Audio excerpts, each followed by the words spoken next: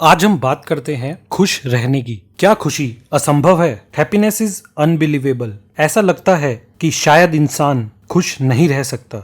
अगर आप बात करते हैं डिप्रेशन की, अवसाद की, सैडनेस या माइजरी मतलब उदासी या कष्ट या मुसीबत की, तो हर कोई विश्वास कर लेता है। इट सीम्स नेचुरल, ये सब स्वाभाविक लगता है। लेकिन आप किसी को बोलो कि मैं बहुत खुश हूँ, मैं जैसा भी हूँ बहुत खुश हूँ, तो लोगों को कुछ अजीब सा लगेगा। इट सीम्स अननेचुरल, ये सब अस्वाभाविक लगेगा। सिगमंड फ्रॉइड एक साइंटिस्ट थे। उन्होंने 40 साल इंसान के दिमाग की स्टडी की, कई हजार लोगों के दिमाग को ऑब्जर्व किया और उनके 40 साल के अनुभव से पता चला कि खुशी एक कल्पना है। Happiness is a fiction, man can not be happy. इंसान खुश नहीं रह सकता। ज्यादा से ज्यादा हम चीजों को थोड़ा आरामदायक बना सकते हैं, कंफर्टेबल बना सकते हैं, बस और कुछ नहीं। या फिर ज्यादा से ज्यादा अपनी अनहैप्पीनेस, अपनी उदासीनता को कम कर सकते हैं, बस। लेकिन खुश रहना शायद इंसान वो नहीं कर सकता। ये सब सुनकर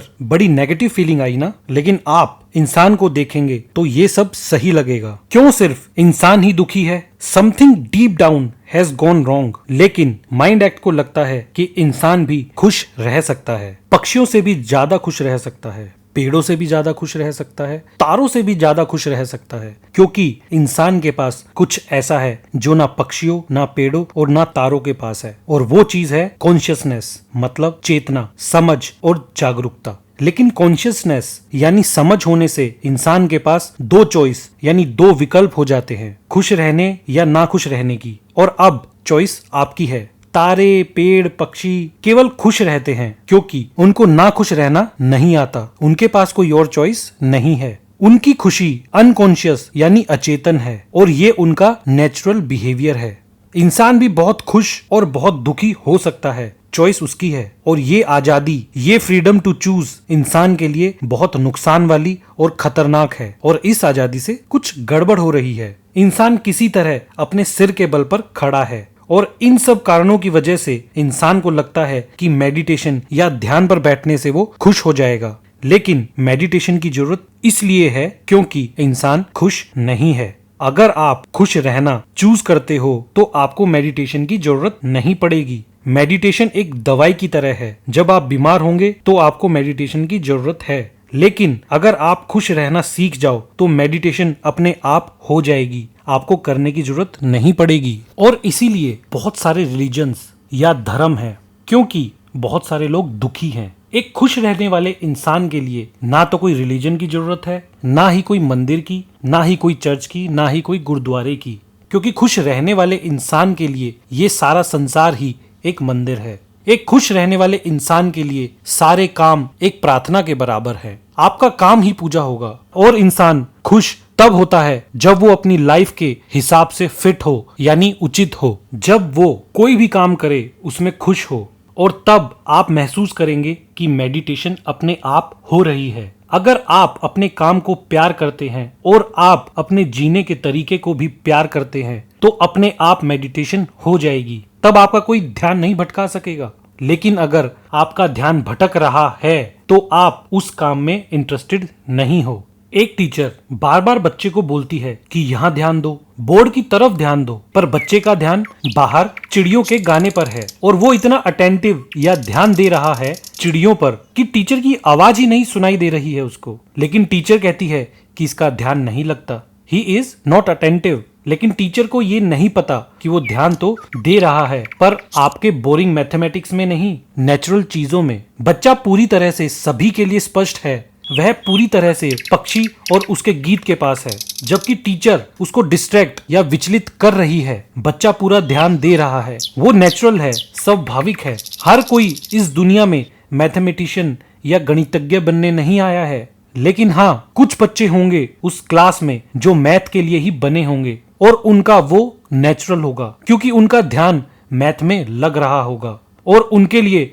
वही मेडिटेशन है। आपको भी कभी महसूस होगा कि जो काम आपको अच्छा लगता है उसको करने के बाद आप थकते या टायर्ड नहीं होंगे, जबकि उसको करने के बाद आप अच्छा लाइट फील करते होंगे। इंसान डिस्ट्रैक्टेड या विचलित हो गया है अननेचुरल कामों में, जो है पैसा, पावर, प्रेस्टीज यानी प्रतिष्ठा में। अब चिड़ियों के गाने में उसको पैसे नहीं मिलेंगे और ना ही पावर। तितली को उड़ते देखने से उसको कोई फायदा नहीं होगा आर्थिक रूप से, ना ही सामाजिक और ना ही राजनीतिक तौर पर। लेकिन हाँ, इन चीजों को देखकर वो खुश जरूर हो सकता है। एक साहसी इंसान अपने साथ उन चीजों को लेकर चलता है जिनसे वह खुश रहता है। अगर वह उन चीजों से गरीब भी रहता है पर वह शिकायत नहीं करता किसी से, वो असंतोष नहीं होता। वो कहता है कि ये तितली, ये फूल, ये पक्षी मैंने चूज किए हैं। शायद आपको लगेगा कि वो रिच या पैसे वाला नहीं है, पर वो खुश जरूर होगा।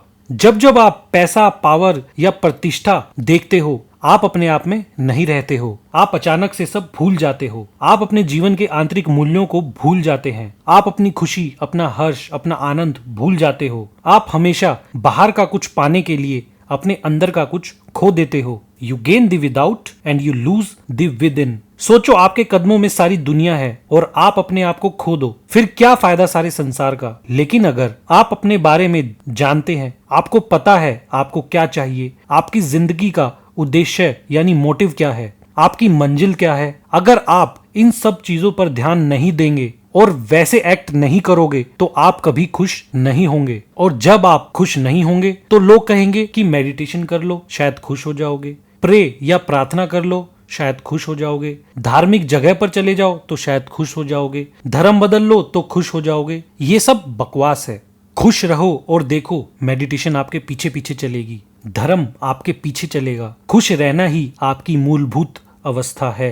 Happiness is the basic condition. लेकिन लोग धार्मिक कब होंगे? जब वो दुखी होंगे। इंसान को समझना चाहिए कि वो दुखी क्यों है, किस वजह से दुखी है। आप कुछ भी कर लो, मेडिटेशन कर लो, धर्म बदल लो, कुछ भी कर लो, जब तक दुखी होने का कारण नहीं पता चलेगा आप कभी खुश नहीं होंगे। इंसान को अपना दुखड़ा रोने में मजा आने लगा है और वो फिर आदत बन जाती है और दूसरों को अपनी प्रॉब्लम बताकर वो खुश होने की कोशिश करते हैं। इंसान साइकेट्रिस्ट के पास जाता है अपना दुखड़ा रोने के लिए और अपना दुख सुनाने के लिए उसको पैसे भी देकर आता है। कुछ लोग उनका दुख सुनकर खुश भी होते हैं, कुछ लोग अपना दुख बार बार बताते हैं और उसको और बढ़ा चढ़ाकर बोलते हैं, उसको अपनी जिंदगी से भी बड़ा बना लेते हैं। उनको कुछ नहीं पता अपने दुख के अलावा। उनका दुख ही उनका जीवन है। उनके पास खोने के लिए कुछ नहीं है उस दुख के अलावा और उसको खोने से भी डरते हैं। हमें अपनी खुशी, अपने आनंद को सबसे पहले रखना होगा। एक सेलिब्रेटिंग एटीट्यूड रखना होगा। अगर आपको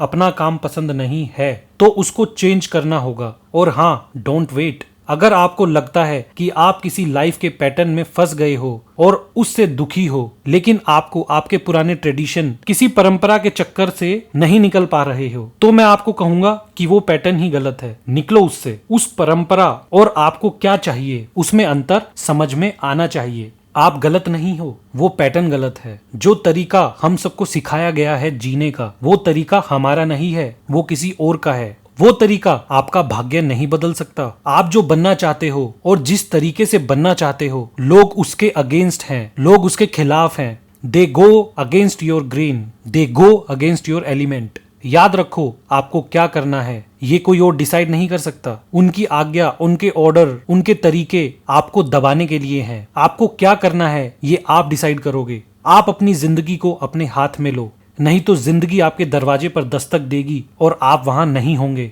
आप हमेशा कहीं और होंगे। आपकी किस्मत आपको एक ही तरीके से ढूंढती है और वो आपका जो अस्तित्व है, आपके अंदर जो फूल खिल रहा है, भगवान ने आपको जो बनाने के लिए भेजा है, उसी तरीके से आपको किस्मत दस्तक देगी। लेकिन अगर आप कुछ और बन गए हो, उस फूल को आपने तोड़ दिया है, तो किस्मत वापसी चली जाएगी और आप कभी खुश नहीं होंगे। मेडिटेशन तब आएगी जब आप खुश होंगे। खुश होना मुश्किल है, मेडिटेशन फिर भी आसान है।